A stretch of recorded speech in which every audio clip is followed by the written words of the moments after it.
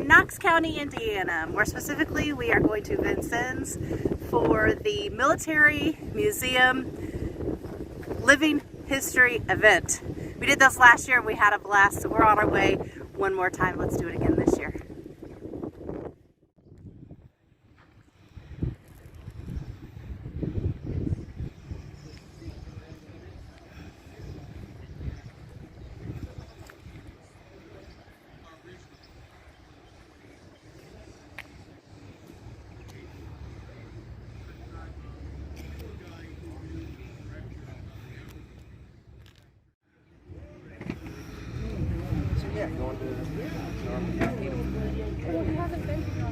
Oh, that's right. Yeah.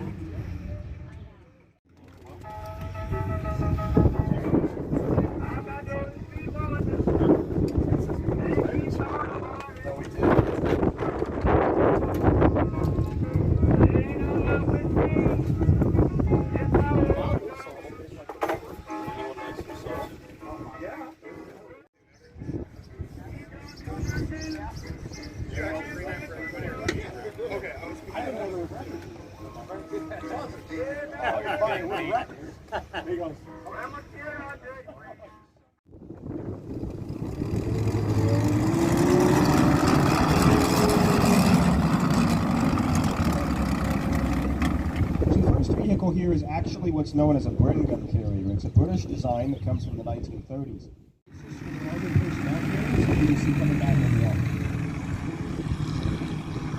Again, the next vehicle here, probably an iconic one, is the Willys Jeep. So once again, these were built by Willys Overland and Ford.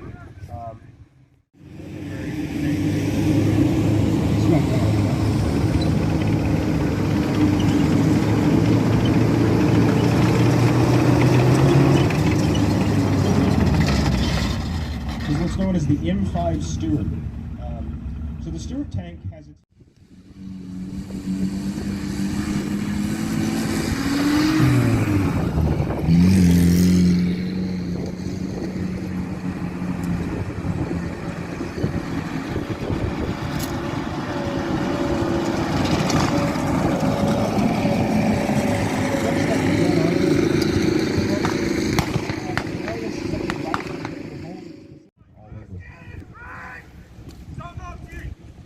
By contrast, you'll see the Germans, most of them are carrying a 5-shot bolt-action rifle known as a Kar 98.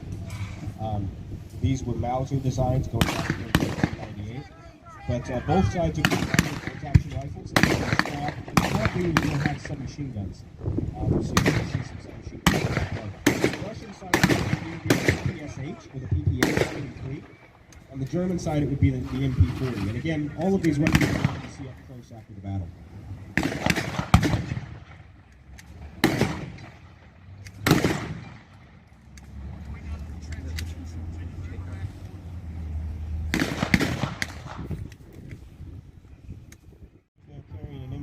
This would have been a light squad weapon. Very, very fast rate of firearm is 1,200 rounds a minute that will be supporting the Germans. The idea is, with the Germans to come up, fix your machine guns to provide suppressing fire, and then try to outflank the position. So you may see some of that again. Right now, they're trying to feel each other out and decide how to approach this.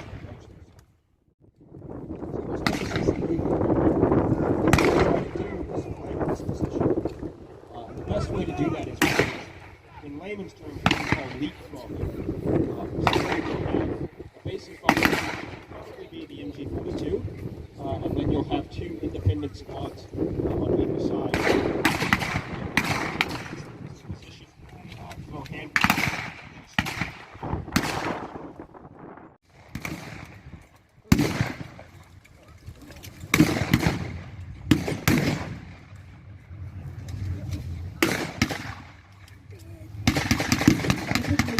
Battle, the defending force is going to have the tactical advantage, and that's why you have created in the way that you approach situations. It looks like, having flanked the position, the Germans are probably going to take this trench. The rest of the troops have to just be providing suppressing fire while that flanking element clears the trench. Hang on!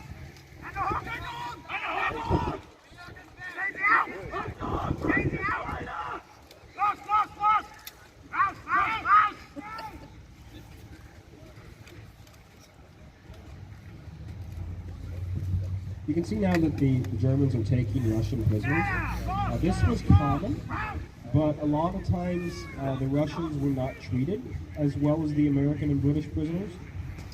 Again, going back to a lot of the dark side of World War II history, this has to do with a lot of the racial history and Aryan superiority against people in the East of Eastern European descent.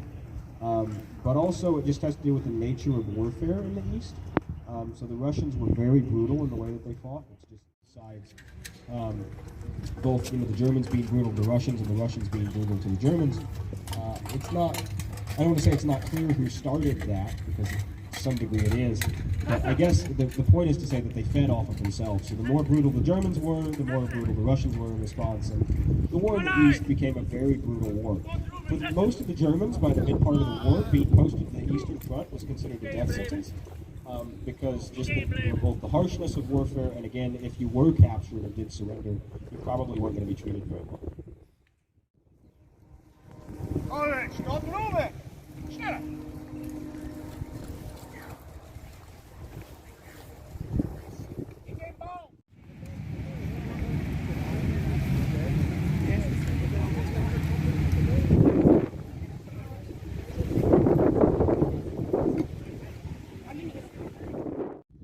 Well, thank you for joining us at the spring installment of the Living History event here in Vincennes.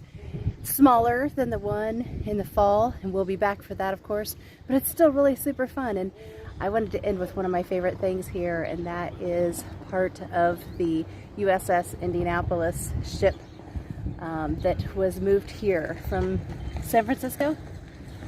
I believe San Francisco, and shipped here. It's really cool, it's really big, it's really neat. Take a look at that, and we'll see you next time on Hungry Oceans. This is a submarine, not a ship. Sorry.